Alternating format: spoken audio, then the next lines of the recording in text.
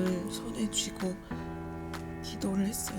하나님은 제가 아프고 힘들 때 언제나 제 옆에 계셔주시고 너는 내 딸이다, 너를 사랑한다 이렇게 하는 분이셨기 때문에 주님 제가 여기 있습니다, 무섭습니다 기도했어요.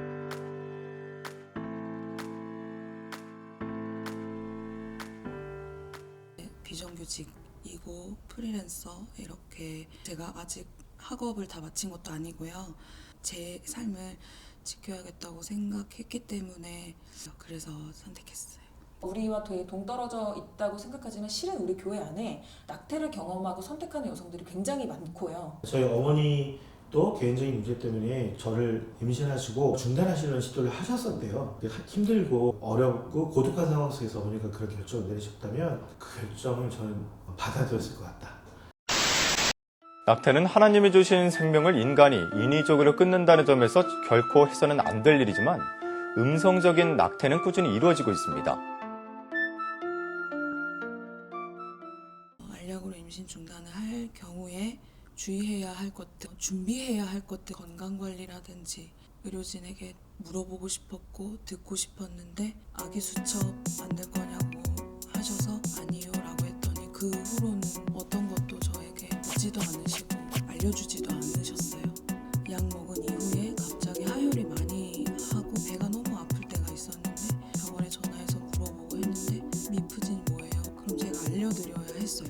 이주민 분들하고 함께하는 윤선 나눔의 집 원장을 왔을 때 그분들의 이야기를 좀 가까이서 들을 기회가 있었습니다. 그 이주민 안에서도 그 여성 안에서도 노동을 할 수 없는 아이를 임신한 여성들은 더 상대적 약자로서 살아가고 있는 것을 제가 봤습니다. 이분들이 안전하게 중단할 수 있는 것이 아니라는 것을 제가 알게 됐어요.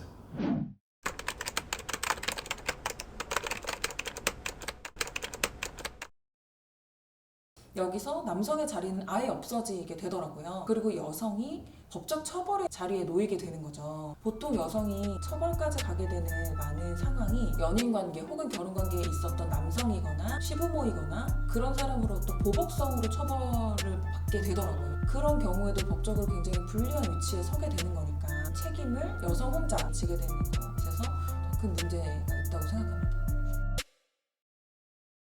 교리랑 안 맞잖아. 어떻게 교리 안에서 낙태죄 위헌 지지할 수 있어? 창세기에 보면 신이 인간을 만들고 나서 당신의 호흡을 불어넣거든요.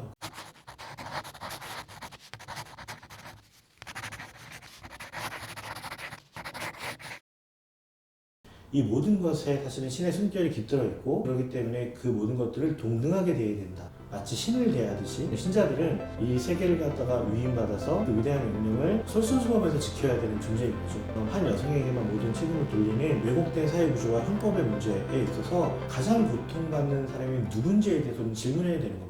신의 뜻은 무엇이고 이것이 어떻게 낙태죄 위헌 지지와 연결이 되는지. 누군가를 차별하고 누구의 권리를 억압해서 세상이 돌아가게 하려고 존재하시는가?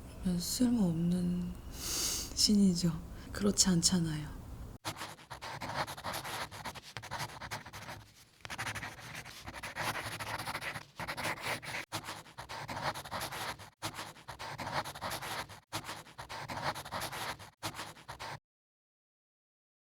저는 이 말이 차별받는 사람들도 이미 신의 사랑을 받고 있다는 말이라고 생각해요. 기독교인들은 구분해요. 누가 진정한 기독교인이고 누가 진정하지 않은 기독교인인지. 자기들은 그게 차별이라고 생각을 하지 않아요. 하지만 성경에 이미 나와 있어요. 차별받는 사람들도 이미 신의 사랑을 받고 있었다. 태아 역시 작은 생명이므로 낙태는 살인하는 거나 마찬가지다 뭐 이렇게 말씀을 하시는데 그게 되게 불변하는 진리인 것처럼 말해온 건 교회지 신이 아니었어요.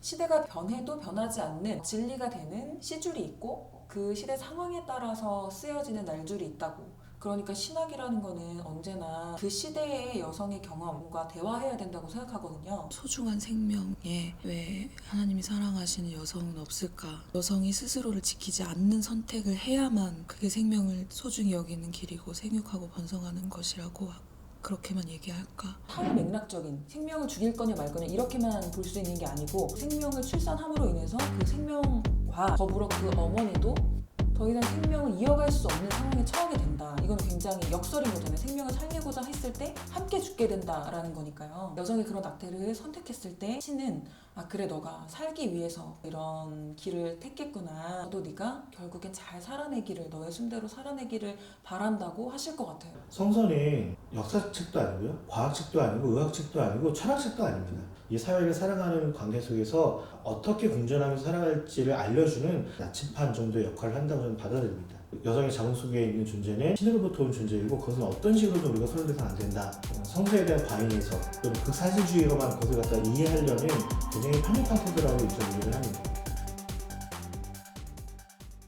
저는 개선되면 안 된다고 생각하고요. 아예 폐지가 되어야 된다고 생각해요. 낙태가 가능한 상황을 좀 더 폭넓게 한다던가 라는 식으로 개선이 되는 방향도 우리가 얘기해 볼 수 있겠지만 여성을 처벌한다. 근본적인 문제는 바뀌는 게 아니라고 생각해요. 사회의 다양한 지원과 도움을 받은 상태에서 안전하게 낳고 안전하게 중산할 수 있는 권리를 갖는 것이 가장 마땅한 방향이 되어야 한다고 생각합니다. 비프진을 국내에 도입을 해서 저처럼 해외에서 어렵게 약을 구하지 않고 건강보험료내는 내 나라에서 모국어로 내가 지하철 타고 버스 타고 걸어서 편하게 갈 수 있는 병원에서 진료받고 정확한 설명을 듣고 임신 중단을 할 수 있으면 좋겠어요. 낙태죄가 폐지된 이후라도 죄책감을 심어주는 거는 없어지지 않을 거라고 생각하거든요. 그러면 과연 그게 형법으로 처벌받지 않는다고 해서 그 처벌받는 게 아닌가는 아닌 거잖아요. 종교적으로 처벌받는 것도 실은 처벌받는 거거든요.